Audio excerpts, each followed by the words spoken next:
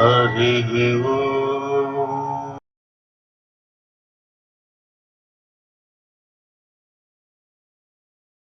ఓం నమో నారాయణాయ.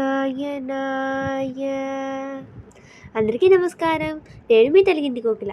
ఈరోజు మనం సంఘ సంస్కర్త శ్రీ పోతులేరు వీరబ్రహ్మం గారి గురించి తెలుసుకుందాం. వీరబ్రహ్మం గారు ప్రకృతాంబ పరిపూర్ణయ్య దంపతులకు క్రీస్తు శకం 1608లో జన్మించారు.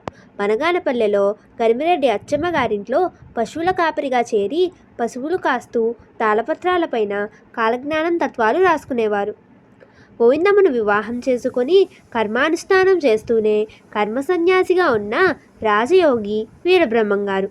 కాలజ్ఞానం, కాళికాంబ సప్తశతి వంటి గొప్ప రచనలు చేసిన వీరబ్రహ్మం గారు తెలుగు కవులలో విశిష్ట స్థానం సంపాదించుకున్నారు.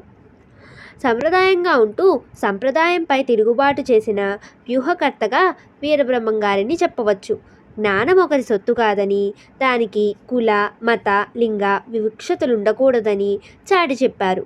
కవిత్వం ద్వారా సమాజంలోని రుగ్మతులను రూపుమాపి ప్రజలను చైతన్యపరచాలని, నీతి, ప్రేమ బోధించని చదువులు వ్యర్థమని, అర్థవంతమైన చదువులు చదవాలని చెప్పిన సమతావాది వీరబ్రహ్మం గారు. అన్ని మతాలలోనూ మంచిని గ్రహించి ఒకరికొకరు సహకారంతో జీవించాలని చెప్పిన మానవతావాది వీరబ్రహ్మం గారు.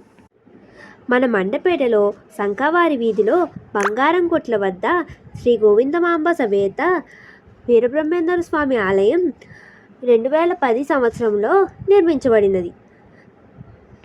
లోక కళ్యాణాంతం మహాకాలజ్ఞాని విరాట్ జగద్గురు శ్రీ పోతులూరి వీరబ్రహ్మేంద్ర స్వాముల వారు శ్రీ గోవిందమాంబ సమేత ఉత్సవ మహోత్సవములు తేదీ 27 అక్టోబర్ 2025 నుంచి మొదలు 7 నవంబర్ 2025 వరకు జరగనున్నవి.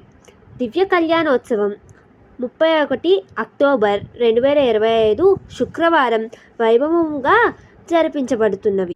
స్వామివారి సేవలలో భాగంగా ఉత్సవ కార్యక్రమాలు గత 51 సంవత్సరాలుగా దిగ్విజయముగా జరుగుచున్నవి. భక్తులెల్లరూ స్వామివారిని దర్శించుకొని కార్యక్రమాలలో పాల్గొని జయప్రదం చేయవలసిందిగా కోరి ప్రార్థిస్తున్నాము.